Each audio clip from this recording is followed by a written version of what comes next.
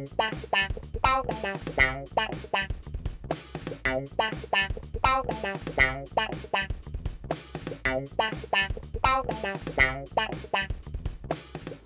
to Inventive Voices. My name is Matt Ringelstetter, and today I'm joined by special guest, Mr. Jason Bannister, the CEO, Chief Artist, and Chief Scientist at Mechanimal, his robotics company in Pittsburgh. Yes.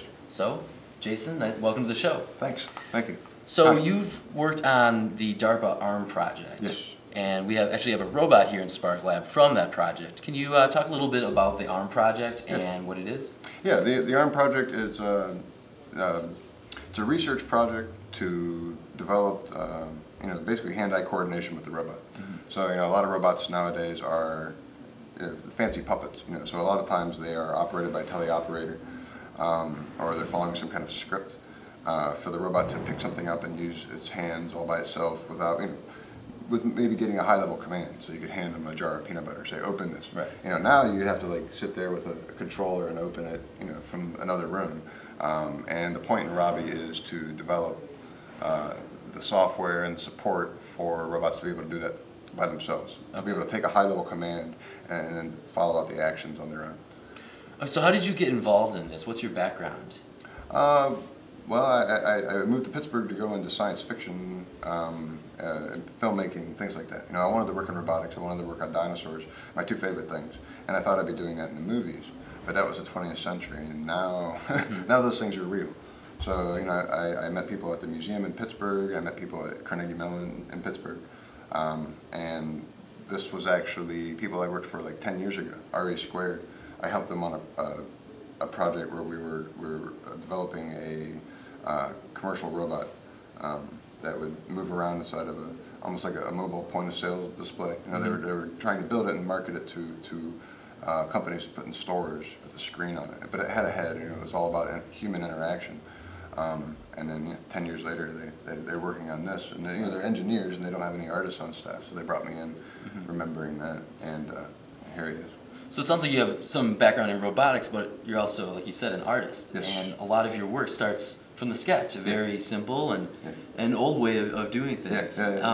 You brought some sketches with you. Maybe you can show us a few things that have to do with the project? Yeah, absolutely. Well, in Robbie in particular, one of the first things we had to do, or the first things I wanted to do, was find out from the program manager what he was looking for.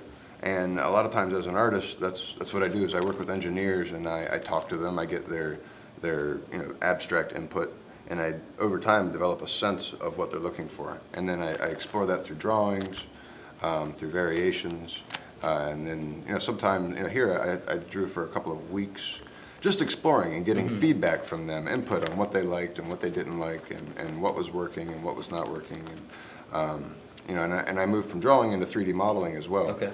Which was nice, because a lot of times you can kind of draw yourself into a corner. You can draw something that you can't build. Right. So I try to work with models, especially on something like a robot, as early as I can. That way you're building right on top of the actual engineering files. But I still did a lot of drawing for this project and a lot of exploration. Why do you choose to stick with pen and paper, pencil and paper, when at the very base level? Because it's so simple. I can leave with just a pencil. I have one right here. I have a pencil, and as long as I have a surface and something I can mark the surface with, then I can design something. I could build a robot. I can design almost anything. And it's the fact that that's so simple and straightforward that it kind of leaves more inside your head open. Okay. For a good way to explain how I kind of internally do it. It's almost like I build a simulation, but it's all up here. So, and a lot of people have this ability. It's just a very volumetric sense of things. So, I think of the inside as well as the outside, as well as the wiring, as well as, everything. I try and simulate all of it. And a lot of times drawing just helps kind of lock that into place.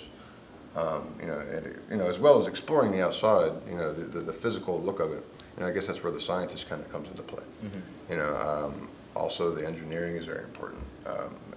The weight, the materials. There are so many things that are critical. And a robot is like a conglomeration of every technology. You can't build a robot without standing on like 1,000 other shoulders. And I didn't, even in Robbie, it's not like we built the motors and the batteries, and and there are so many things that are done and achieved by other scientists in other places. And in a robot, usually that's where all that stuff comes together. A robot is like the ultimate coming together of technology, which is kind of neat. Yeah, it sounds very neat. So now we're talking about Robbie quite a bit. Maybe we should just go over and take a look at him. You can point at some things out too. Sure, absolutely. So here we are with Robbie, who is the resident robot at Spark Lab right now.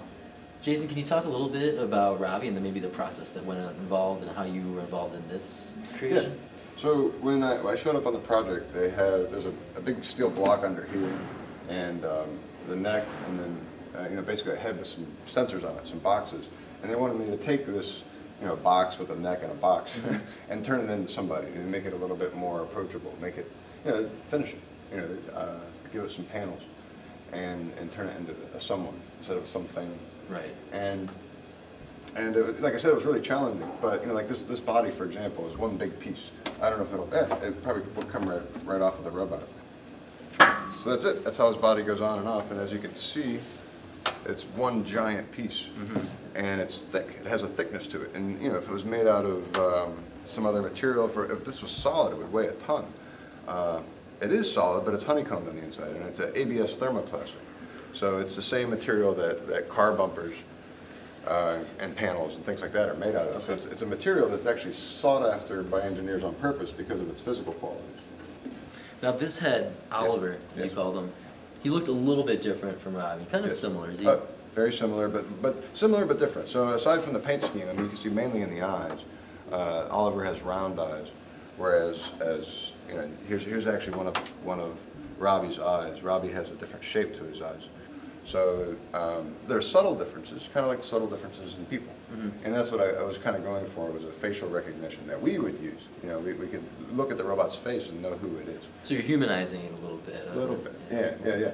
And it's a little weird humanizing robots because they're not human, they're not people, they're machines.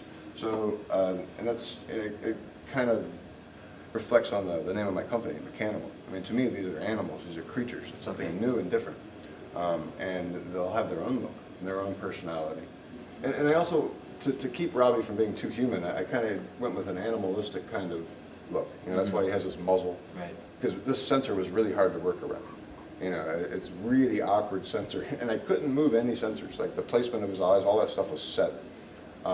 So trying to turn this into a nose is what I tried to do, and that's why there's a big muzzle here. And then these cheeks kind of like jowls, kind of like, so that kind of made him different enough not to be entirely human. He's not trying to be human. He's like a bear or a dog, which would be a good thing to invoke, I think, aside from human. So truly a Mechanimal. Now, what do we have here? What's this little guy? This is a Plantanimal, and this is just an idea I had years ago. Little robots that take care of plants. This is a working model, or more like a looks-like model. There are places inside for motors and circuit boards. And this guy, for example, can have a light sensor and just follow the light. He could drive around and follow the light. And if I come back, I'll get one working. I've been really busy. I got to finish the rest of the DARPA robots. But when I'm done, I want to start assembling these. All right, so what's next for Mechanimals? Well, now I'm finishing up the DARPA robots, so I'm going to be doing that in the next couple of months. And then I'm also developing some of my own projects, the Plantanimal, and then Project Bebot. Project Bebot is my response to the Segway. And the first thing I thought of when I saw the Segway, it eventually, it immediately segued into a robot. Okay. I mean, to me, that was the perfect platform for me to be able to develop a robot on, because of all of the weight that I could carry around with me. So not so much for a vehicle, but to carry around all that stuff. It's a Segway. I'm using an I-series, one of the older ones, so I can put stuff on the torso. And I'm basically going to be turning it into a robotic transport. So, figuring out what kind of areas I can put the different elements of brain in. I actually call these side pods more boxes. And some of the more science fiction ones, I don't have them on there, like this guy, who I've worked out a lot. But he's got big arms and side pods, and he's definitely more science fiction. But yeah, here I call these more boxes. Moore's law. Where every 18 months or whatever it is nowadays, computer technology condenses, and then you can fit more. So I call these more boxes. So I'm trying to put everything in the head of the robot. And in these side pods, I can put, you know, a left node and a right node, and I can put laptops and more memory and things like that. And then ideally, you know, the whole point in these is to be able to take that, develop what's needed, and then condense that into the head. And then I can put more in there. For the next development. Yeah, yeah. So it has like a double meaning. It's a more box. You know. Right. So this is my summer project. You know, I would like to return later in the year, at least with a prototype. You know, some of these, you know, if you look through this book, a lot of them are very science fiction-y. You know, they're very, very, very developed. And it's neat because it actually comes from a science fiction. I've been writing my own story for like 15 years. And it's just my own personal thing. I've never published it. But what's awesome about it is I'll develop these crazy robots, and then I'll rewind them kind of into what's practical, what I can actually build now. And well, Jason, I've got to thank you for taking the time to be with us today. It's been really interesting. You've got so much cool stuff, and it's really interesting to see someone take an idea from the basic pencil on paper into a robot as amazing and fantastic as Robbie or these other things that you've developed. So thank you very much for being with us today. Thank you. Cool. Thanks.